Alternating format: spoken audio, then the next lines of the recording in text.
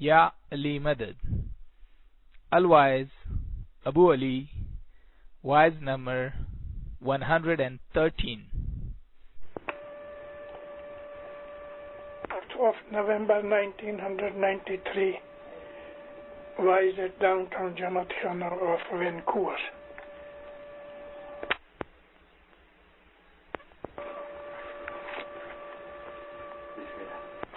Ya Ali Madad. اللهم صل على محمد وآل محمد المصطفى إلى قيامة.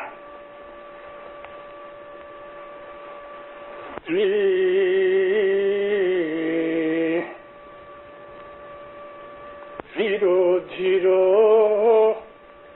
بھائی مومنو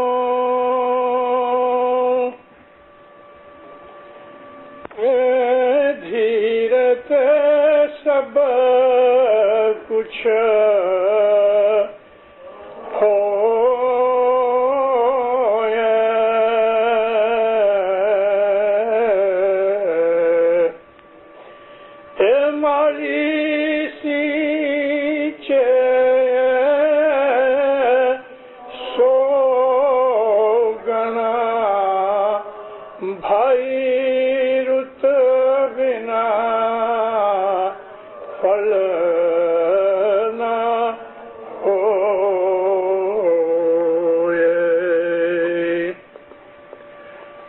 حضر امام پر صلوات پڑھ دینا.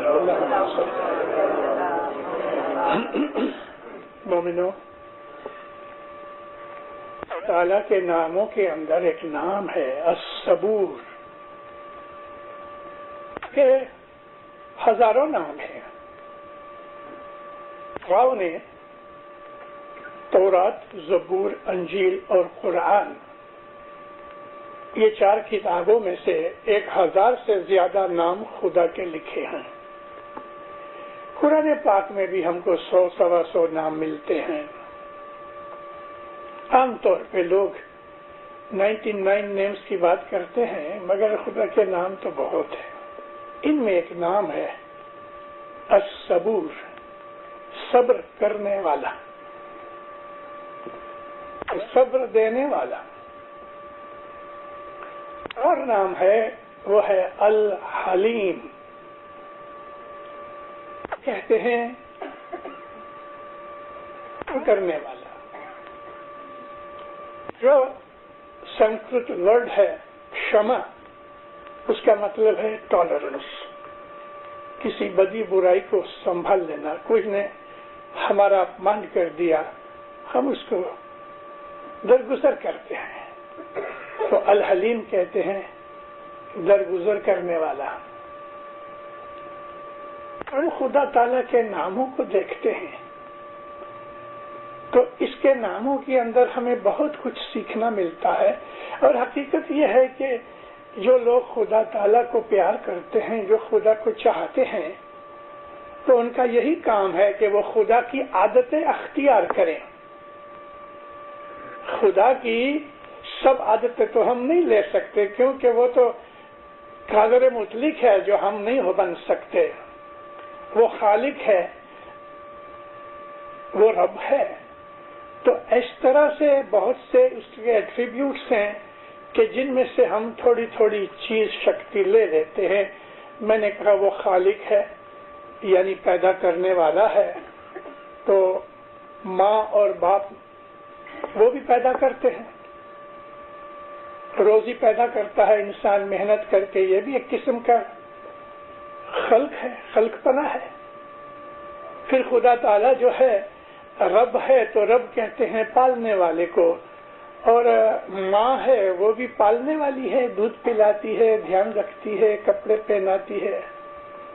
خدا کی بہت سی صفتیں ایسی ہیں کہ جو مومنوں کے اندر آنی چاہیے اور ہونی چاہیے. ہمارے گنان میں ہے والا ہری گن سنت سدا سے مور. ہری گن والا سنت، یہ سارا گنان جو ہے یہ پیر صدر دین کے وکھان میں محمد شاہ نے لکھا. محمد شاہ پیر حسن کبیر دین کی اولاد میں سے، یعنی پیر صدر دین کی اولاد میں سے. دھنورے گھڑی کا یہ جو گنان ہے 6 پاٹ کا، تو یہ پیر صدر دین کے وکھان میں ہے، اور یہاں سمت کا اشارہ پیر صدر دین کی طرف ہے.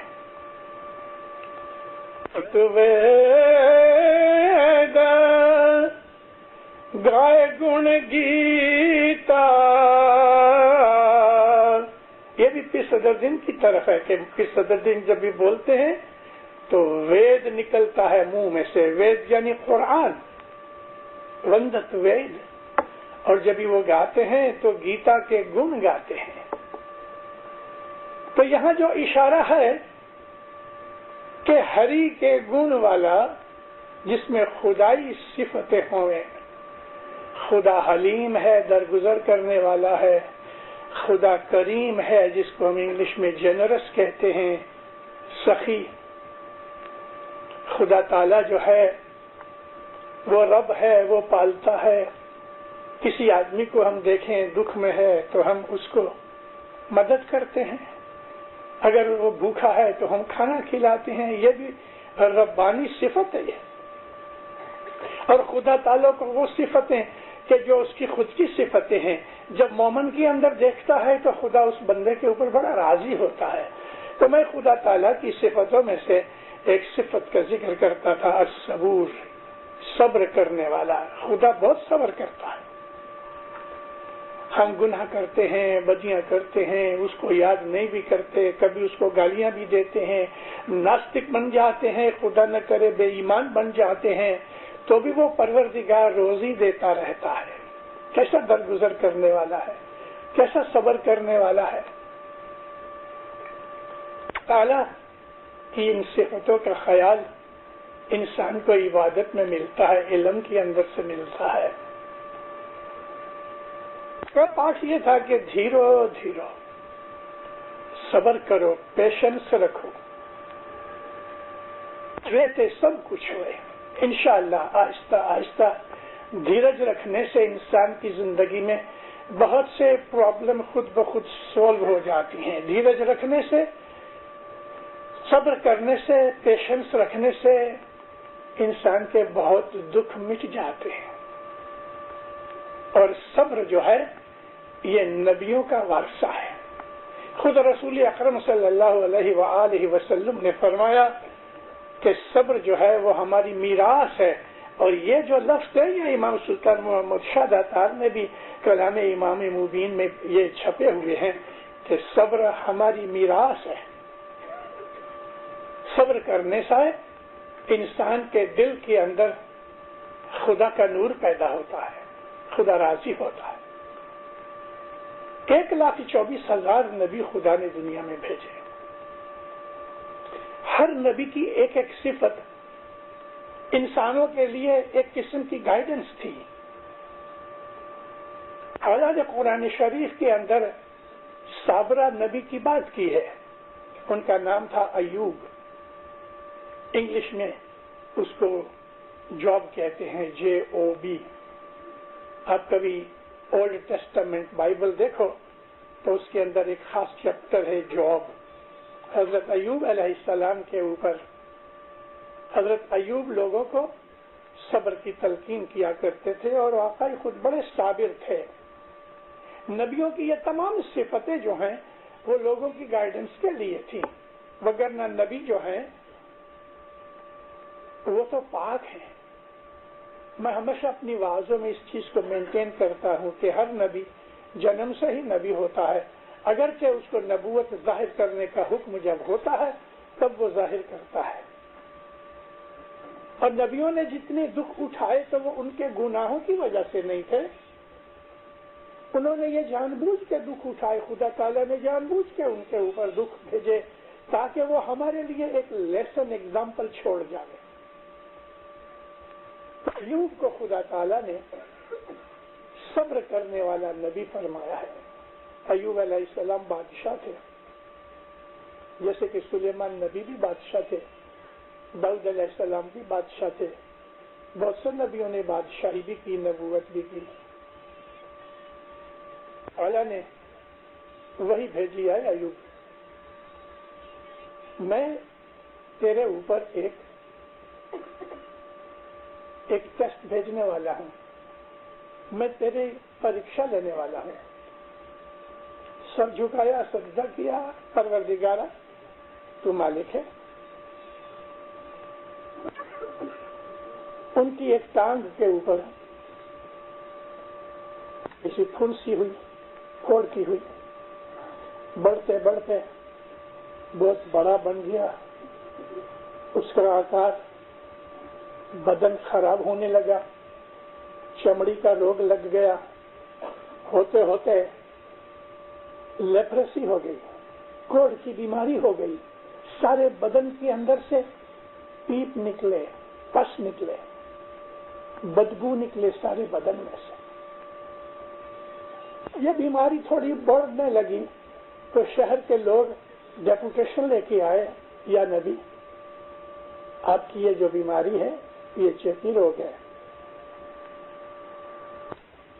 کنٹیجیس ڈیزیز ہے، آپ باہر چلے جاؤ گاؤں سے، نہیں تو ساری مخلوقات حیران ہو جائے گی۔ آپ نے کہا اچھا، محلوں سے نکل کے گام کے باہر چلے گئے۔ 6 بیویاں تھیں اور بعض کتابوں کے حساب سے 2 بیویاں تھیں۔ ایک بیوی ان کے ساتھ رہی، باقی سب بھاگ گئے۔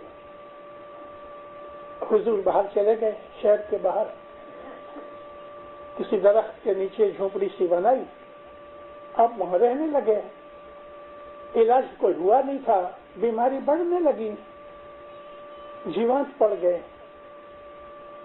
موٹے موٹے بڑی سائز کے جیوانت ہو گئے، اور بدن میں اتنے جیوانت ہو گئے کہ باہر گر جاوے تو زمین پہ چلتے تھے۔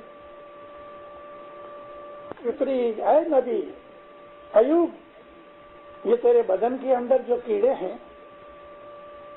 یہ میرے مہمان ہیں تیرے پاس، ان کا خیال رکھو۔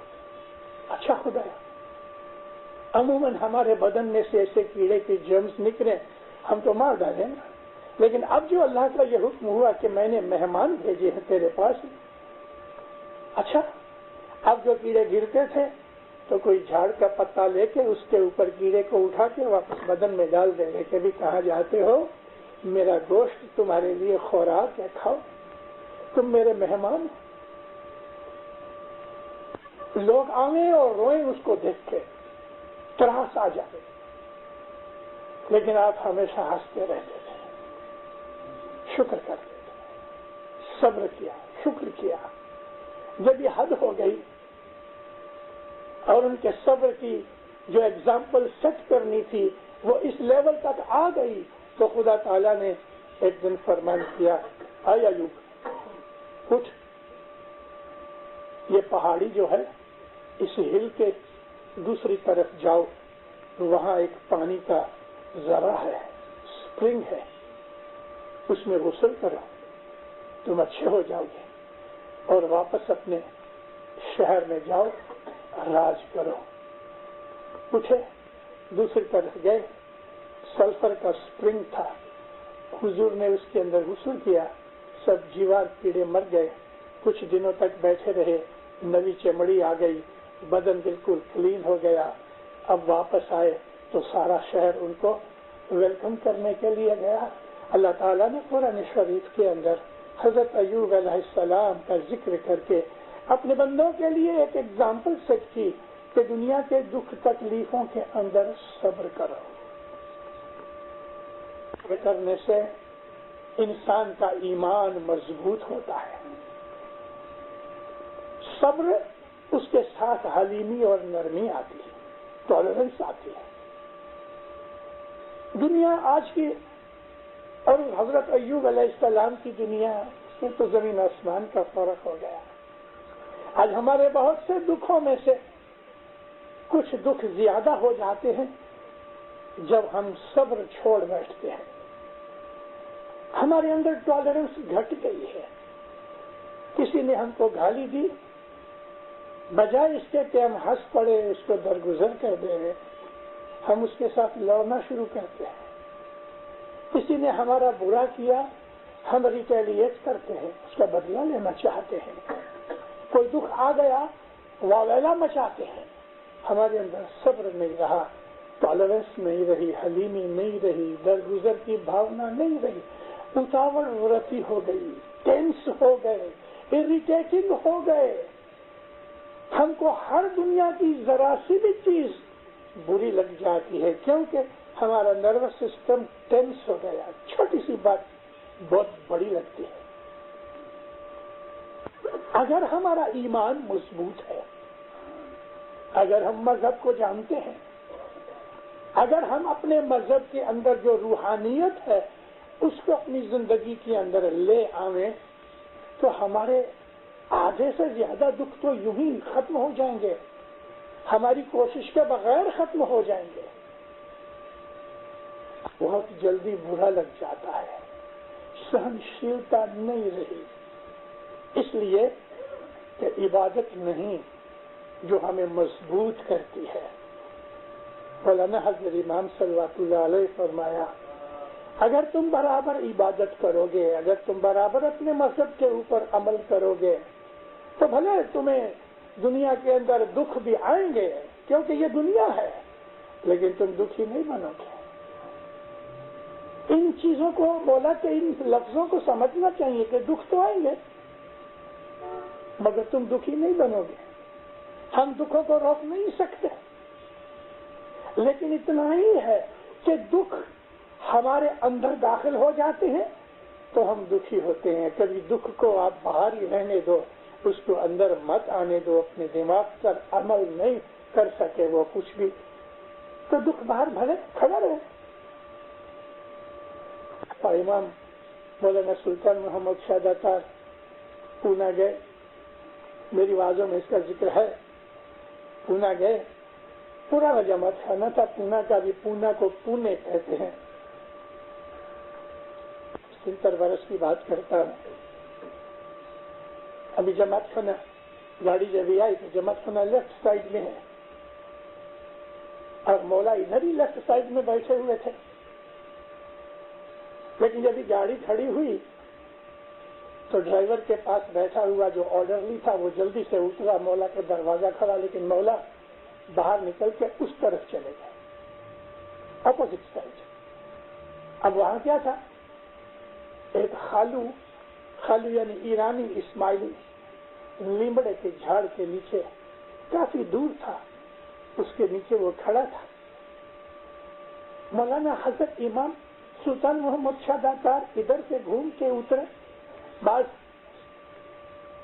इस बात को ताज्जुब समझेंगे, लेकिन ये ताज्जुब नहीं है, हकीकत है।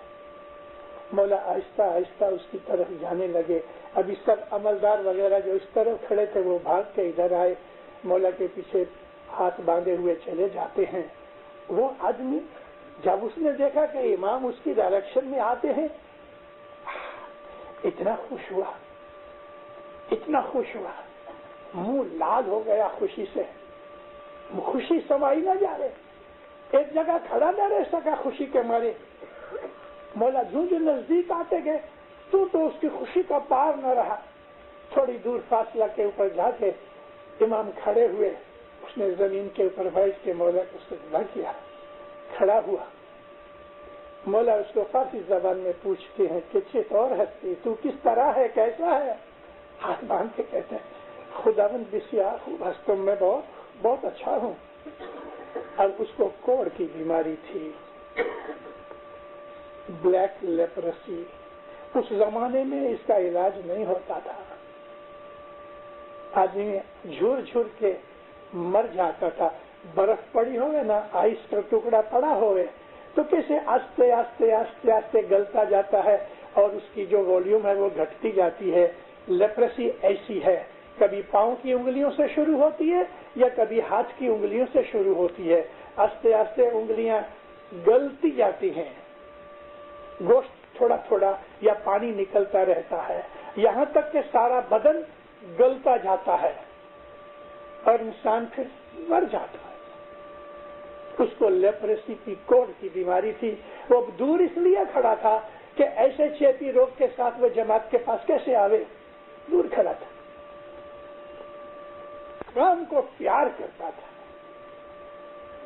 مولا جب اس کے پاس گئے، اس کی خوشی کا کوئی پار نہ رہا. تو کیسا ہے؟ تو کہتا خداوند بہت اچھا ہوں. اس نے کوئی شکایت نہیں کی کہ خداوند دیکھ میرے کو ایسی بیماری ہو گئی، تو دعا کر میں اچھا ہو جاؤں. کچھ نہیں کہا. کچھ نہیں کہا کہ میں نے کیا گناہ کیا کہ میرے کو یہ سزا مل رہی ہے. ہماری عادت ہے نا. کچھ نہیں کہا. سب واپس اس کو پوچھتے ہیں تیری طبیعت کیسی ہے؟ کہتے خداوند بہت اچھا ہوں.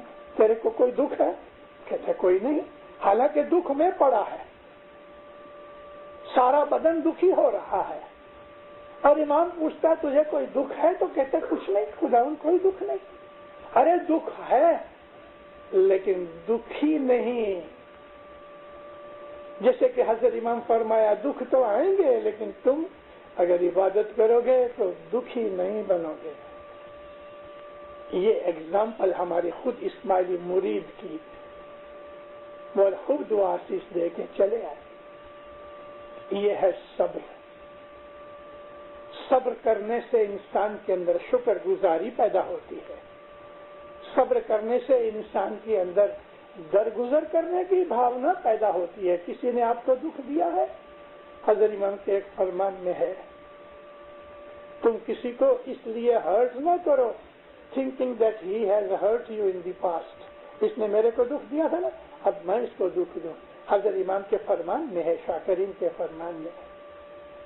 اگر کسی نے دکھ دیا ہے، ارے درگزر بخش دو، اس کو معاف کر دو. دکھ کا بدلہ لینا کینہ خوری ہے. اس کو انگلش میں وینڈکٹیونیس کہتے ہیں. کینہ خوری، بدلہ لینا.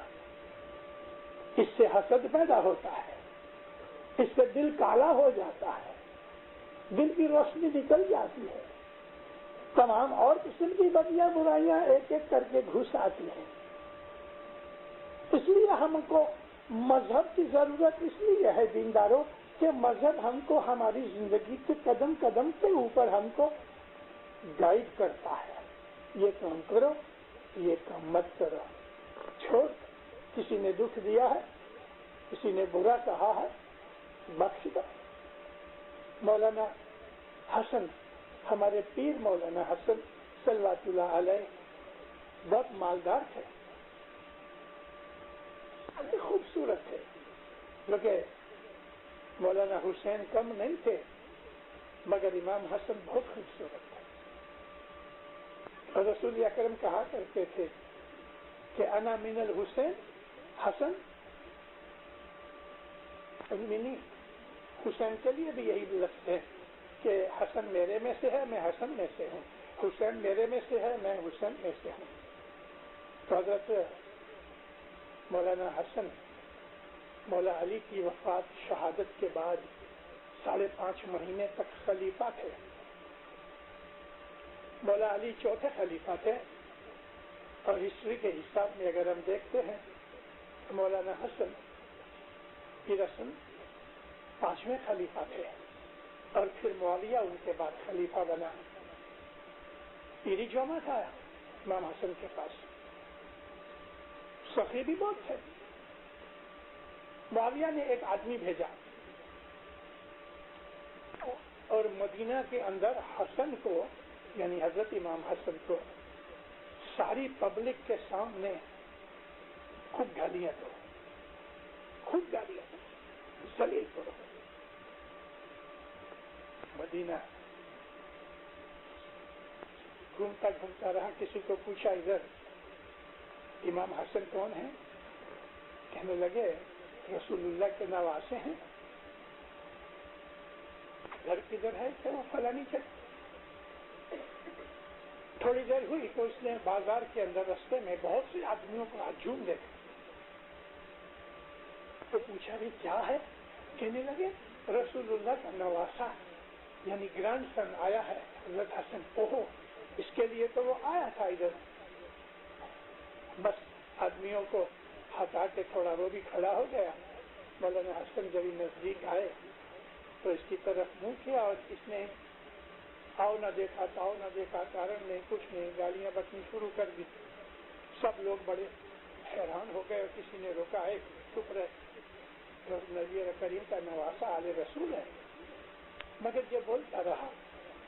مولانا حسن کھڑے ہو گئے، اس کی طرف دیکھتے رہے، یہ بکتا رہا اور لوگ بڑے حیران، کئی لوگ ذرا اس کو کچھ مارنے کی کوشش بھی کی، لیکن امام حسن نے ہاتھ کر کے روک دیا۔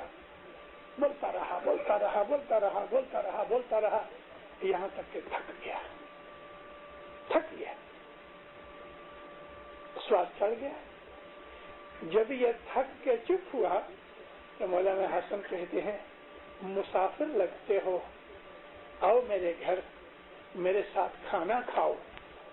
عربوں کو اگر یہ کہہ دو کہ آؤ میرے ساتھ کھانا کھاؤ تو دشمن بھی ہوگا تو وہ کھانے کی دعوت انکار نہیں کر سکتا۔ یہ خصوصیت تو آل رسول میں بہت ہے کہ ان کو کوئی پریزنٹ دو یا کچھ مہمانی دو تو وہ منع نہیں کرتے، سوا کہ کوئی عظیم چھپا ہوا کارن ہو رہے تھے۔ اب جو امام حسن نے ایسا فرمایا کہ مسافر لگتے ہو، تھک گئے ہو، آؤ میرے ساتھ چلو، میرے ساتھ کھانا کھاؤ، میں تمہیں انوائٹ کرتا ہوں، شرم سے اس کا منہ نیچے پڑ گیا، بولنا تو بند ہو گیا۔ ٹھیک، اس نے دل میں سوچا کہ اس آدمی کو میں نے اتنا ذلیل کیا، اتنی گالیاں دی، عرب خون تو ایسا ہے کہ یہ فوراً خنجر نکال کے مجھے مار ڈالے۔ حسن آگے بڑھے اور اس کا ہاتھ پکڑ کے کہا چلو میرے گھر پہ میرے مہمان۔ جس طرح ایک بکری منہ نیچے کر کے چلتی ہے اس طرح وہ چلنے لگا اور آنکھوں سے آنسو نکل رہے ہیں۔ برداشت نہ کر سکا، ہاتھ چھڑا کے مولا کے پاؤں پہ گرا، پکڑ کے کہتا ہے مجھے معاف کرو، مجھے معاویہ نے بھیجا ہے کہ میں آپ کو سب کے سامنے بدنام کروں، ذلیل کروں، میں معافی چاہتا ہوں، آپ کو نانا کی قسم مجھے معاف کرو۔ پر میں معاف ہے تجھے، اگر مجھ کو معافی نہ دینی ہوتی تو میں تجھے کہتا چلو میرے ساتھ کھانا کھاؤ، میں نے تو اسی وقت درگزر کر دیا۔ یہ ہمارے مولا کی ریت ہے، صبر۔ 1900 مولانا امام سلطان محمد شاہ داتار افریقہ آئے۔ یہ 25 کی مسافری صاحب نے ٹانگانیکا اور زنزبار میں کی، کینیا نہیں گئے، اسٹیمر میں ہی رہے اور وعدہ کیا کہ میں دوسرے برس آؤں گا، تو دوسرے برس 1926 میں صاحب کینیا میں آئے، یوگانڈا بھی گئے، مگر 26 کی سال میں ٹانگانیکا نہیں گئے۔ مولا جب زنزبار گئے تو یہ وہ زمانہ تھا کہ جب اسناشری کھوجا اسناشری اور اسماعیلیوں کے بیچ میں سخت دشمنی تھی، لڑائیاں بھی بہت ہوئی تھی۔ ایم ڈی کرم علی ایک مشہور آدمی تھا وہ زمانے کے اندر، بہت بڑا بزنس مین تھا اور اسناشریوں کا سردار تھا۔ اس کی ماں تھی ایم ڈی کرم علی کی ماں۔ بہت برس 25-30 برس پہلے میں نے کسی واعظ میں اس کا ذکر کیا ہے، آج یاد آ گیا۔ پان کھاتی تھی، تمباکو والا۔ آپ میں سے جس نے زنزبار دیکھا ہے اس کو پتا ہوگا کہ جماعت خانے سے ہم نکلیں تو لیفٹ سائڈ میں جو رستہ ہے ادھر سے موٹریں اور گاڑی وغیرہ آتی جاتی ہے، چھوٹا سا رستہ ہے اور گاڑی بھی بہت چھوٹی ہے۔ اب اس زمانے کے اندر سلطان آف زنزبار نے امام کی یوز کے لیے ایک گھوڑا گاڑی دی ہوئی تھی 1925 میں، اوپن گاڑی تھی اور گاڑی کے پیچھے بائیسیکل کے اوپر اپنے والنٹیئر ان کے ساتھ ریوالور رہتے تھے باڈی گارڈ کے طور پہ۔ مولا کی گاڑی نکلی۔ اب یہ جو ایم ڈی کرم علی کی جو ماں تھی، یہ لوگ پہلے اسماعیلی تھے لیکن پھر جھگڑا ہوا اور اسناشری بن گئے۔ بمبئی کے اندر 300-350 آدمی مذہب میں سے نکل کے اسناشری بن گئے اور ادھر پھر 1 برس کے بعد افریقہ میں ہوا. تو بالکنی میں کھڑی تھی. اب جو امام آتے رہے، گاڑی کھلی تھی، کیا کہوں، اس نے بے ادبی کا دل کے اندر منصوبہ باندھا. جب امام نزدیک آئے تو اپنے منہ میں سے یہ تمباکو اور پان کی پیک چھپ ماری اس نے مولانا سلطان محمد شاہ کے ہاتھ مبارک اور کپڑوں کے اوپر پڑی. پیچھے حسین بھانجی نام کا دار السلام کے اندر ایک آدمی تھا جو گزر گیا ہے، خدا اس کو کروٹ کروٹ اپنی رحمتیں دے دے. اور ایک دوسرا، خدا اس کو کروٹ کروٹ اپنی رحمتیں دے دے. اور ایک دوسرا مکھی عیسیٰ موسیٰ، کہ جو اس زمانے کے اندر یہ والنٹیئر کا کیپٹن تھا. یہ لوگ پیچھے تھے. ان دونوں نے ریوالور نکالے، لیکن امام سلطان محمد شاہ پیچھے گھوم کے اپنے ہاتھ سے ان کو منع کیا، کچھ نہ کرو، خدا حافظ. وہ تو چلی گئی پچکاری مار کے. انہوں نے جلدی سے اپنا رومال وغیرہ لیے ساتھ کیا. مولا تو اسی طرح سے جیسے کچھ ہوا ہی نہیں، خوشی خوشی چلے گئے. بنگلے جا کے بیٹھے، آرام کیا، بس اپنا کام کاج کر کے مولا چلے گئے. لیکن مولا نے کہا کہ صبر ہماری میراث ہے، صبر جو ہے وہ ہمارا ہیریٹیج ہے. جماعتی کام کاج کر کے یورپ چلے گئے. 1 مہینہ ہوا. اس بندی کو ستھر کے اوپر یعنی تھائی کے اوپر کچھ گمڑا ہوا. دوا دارو کی، گمڑا بڑھتا گیا. وہ دوا دارو کی، گمڑا بڑھتا گیا. آپریشن کیا، گمڑا بڑھتا گیا یہاں تک کہ اندر کھڑا ہو گیا. اندر کی ہڈی جو تھی نا، ہڈی دکھتی تھی، اب کیا اس کے اندر جیوانت پڑ گئے. اور یہی بات ابھی دوسری تھائی میں شروع ہو گئی. چیخے چلاوے، نیندر کی دوائیں کھائے تو نیندر نہ آوے، اور بولے روز کہ میں نے آغا کی بے ادبی کی ہے، مجھے اس کا بدلہ مل رہا ہے. کسائی سے گوشت منگاوے اور یہ گوشت قیمہ تھوڑا تھوڑا وہ کھڈے میں ڈالے جو تھائی پہ ہوا تھا، تو اندر کے جیوانت یہ گوشت کھاویں جب تلک، تب تلک اس کو راحت رہے. جیسے وہ قیمہ ختم ہو گئے تو اس کا گوشت کھاویں. ہلو، آل رسول کی بے ادبی کی. 1946 تک، 47 تک، 46 میں تو اس نے میرے کو پیغام بھیجا. میں جب دار السلام سے زنزبار گیا تھا، اور میرا کچھ نام سنا ہوگا، مشنری کے گھر پہ ٹھہرتا تھا. اس نے پیغام بھیجا کہ بمبئی کا تمہارا جو مشنری آیا ہے، میں ان کو ملنا چاہتی ہوں. اس وقت مجھ کو یہ ساری سٹوری فادر مولو مشنری نے مجھ کو سنائی. میں نے کہا باپا آپ کیا چاہتے ہو، میں جاؤں یا نہ جاؤں؟ بولا بالکل نہیں. میں نہیں گیا. اس کا پیچھے کا دھڑ سارا پاؤں تک بالکل پتھر ہو گیا. خدا تعالی ہمارے اعمال کی سزائیں دیتا ہے، بخش بھی دیتا ہے. بخشنے کے کچھ کارن ہوتے ہیں، سزاؤں کے بھی کچھ کارن ہوتے ہیں. کسی کا اپمان کرو، نہ کسی کو دکھ دو. ہم نے تو کچھ نہیں کیا، اس کے لیے کچھ نہیں فرمایا، کوئی بد دعا نہیں دی. لیکن جو خدا کا قانون ہے نا زمین اور آسمان کے اندر، وہ قانون ساری دنیا میں پھرا ہوا ہے.